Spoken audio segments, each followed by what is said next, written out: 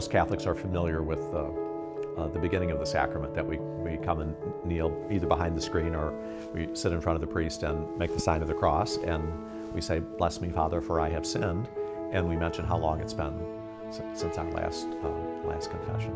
And then after we present ourselves as penitents, then we tell the priest the sins that we recognize in ourselves, that we've come to realize through a good examination of conscience. Again, the priest is not sitting in judgment so much as being there in the person of Christ, trying to help us see ourselves as we are before God. Sinful first, but then forgiven.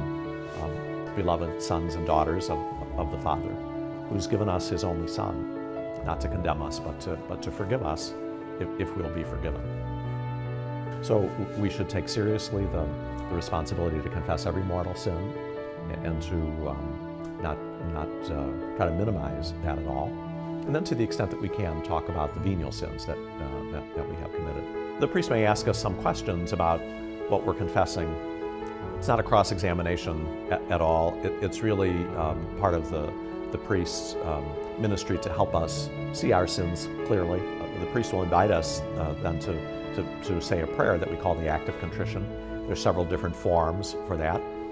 And here again, if someone doesn't have the act of contrition memorized, that's not a reason to stay away from the sacrament. There's always a copy of that available for us to use while we're there. And then the priest speaks the words of forgiveness, the formula or a prayer we call absolution, where our sins are taken away. We're freed from the guilt of those sins, freed from the burden of those sins. He will have given us a penance to perform, and normally we want to do that as soon as possible. So if we're in church and he's asked us to say a prayer or a decade of the Rosary for a penance, it's good to do that right then if we're able to do it.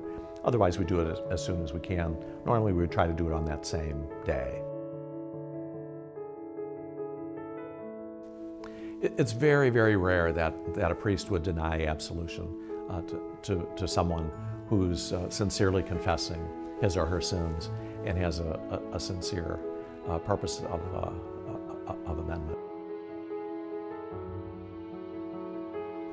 Along with the privilege that the priest has of being able to mediate that forgiveness to us through his office as our priest, goes the obligation for the priest never to discuss the information that he has heard in confession, either to bring it up with the person, the penitent himself, outside of confession at another time or in another situation, or to mention it or discuss it with anybody else.